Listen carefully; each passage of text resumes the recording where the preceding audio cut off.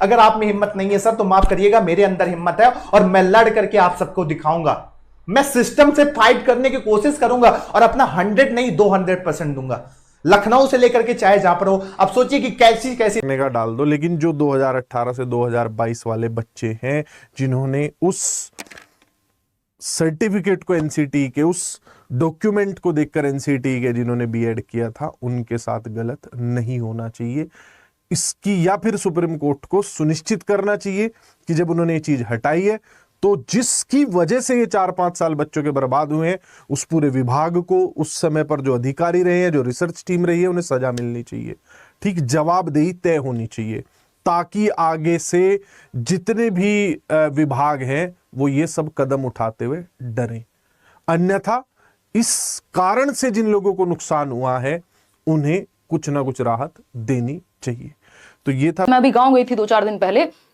मैंने खुद इतने सारे लोगों से मैं मिली हूँ। कितनी फीमेल्स हैं जो आपका, अगर हम बात करें बीएड की या टीचिंग एजुकेशन की, तो आप लोग 41 लाख लोग जुड़े हुए हैं। लार्जेस्ट चैनल है टीचिंग एग्जाम्स का, अगर हम बात करें तो आप लोगों का वो सपोर्ट रहा है। उसमें 65% के अराउंड फीमेल्स हैं, और इनमें से इतने सारी फीमेल्स हैं जिनकी फैमिली रिस्पॉन्सिबिलिटीज हैं, जिनके बच्चे हैं, और उसके बावजूद वो सीटेट की तैयारी करते हैं। फिर सीटेट का पेपर क्लियर किया, फिर उसके बाद बीएड की बात हुई तो वो भी की इस दौरान कि ठीक है प्राइमरी में भी जा सकते हैं, वो सारी चीजें हुई। तो बेसिकली बात ये 2018 से जब होप मिली और अब वो 2023 में जाके किल होगी, या तो वो तभी उस बात को जल्दी ही रिजॉल्व कर दिया जाता तो कोई दिक्कत नहीं होती। लेकिन जो भी लर्नर्स हैं जिनका इन 5 सालों में समय, पैसा, उम्मीद,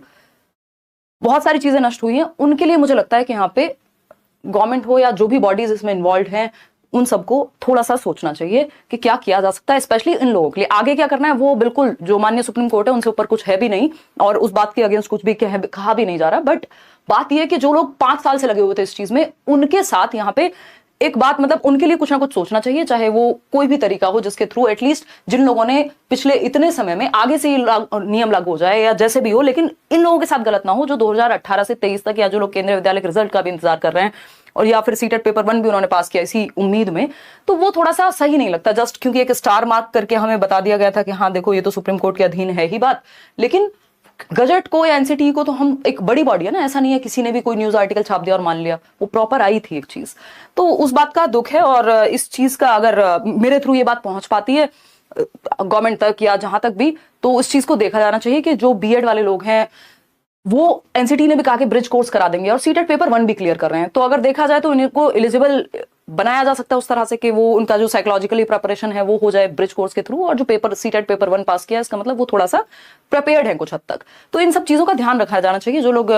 2018 से अब तक इस प्रक्रिया में हैं, एटलीस्ट उनको किसी भी रूप में शामिल अगर हम कर पाए तो मुझे लगता है बहुत ही बेहतर हो जाएगा। अभी के लिए यही बातें हैं जो मैं कहना चाहती हूँ। इसमें अगेन तो जो 2018 से लेके 2023 के अंदर अंदर बीएड में एडमिशन ले चुके थे, है ना, बीएड में एडमिशन ले चुके थे, ठीक है, ये 100% इन होंगे, ध्यान रखना, ये 100% पीआरटी के अंदर इन होंगे ये, और ये काम 100% होगा, भले थोड़ा लेट हो लेकिन होगा जरूर।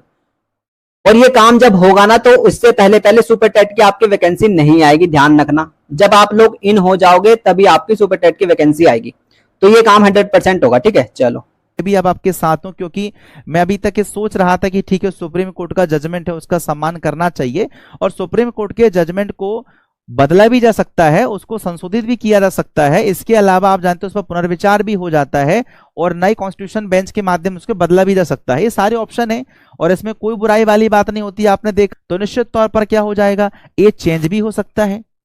तो आप इस बात को समझिए, ये बिल्कुल माइंड में रख लीजिए चीजों को लेकर कि ये जो सुप्रीम कोर्ट का आदेश है इसका फिलहाल हमें पालन करना चाहिए, ये हमारे सम्मान की भी बात है। लेकिन ये मत सोचिए कि ये बदला नहीं जा सकता या बदल नहीं सकता है, ठीक है ना। और इसमें बदलने में कोई प्रॉब्लम नहीं है, सुप्रीम कोर्ट का कोई अपमान नहीं होता बच्चों।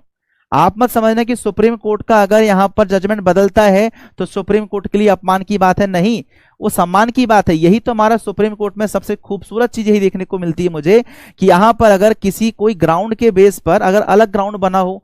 उस केस के लिए, उस बेस पर जो निर्णय दे दिया गया हो उसका फिर से रिव्यू हो जाता है, उसका फिर से पुनर्विचार कर लिया जाता है। और इसके लिए प्रोविजन भी है, आर्टिकल 137 में सुप्रीम कोर्ट को ये पावर भी दी गई है कि अगर उनके द्वारा कोई निर्णय दिया गया है तो उसे क्या कर सकते हैं, वो पुनर्विचार कर सकते हैं और वो निर्णय पूरा की पूरा बदल सकते हैं, उनके पास ये पावर होती है। तो आप इस चीज को समझिए कि सुप्रीम कोर्ट के पास अभी पूरे ऑप्शन है, आप लोगों के पास भी ऑप्शन है, लेकिन इस बात का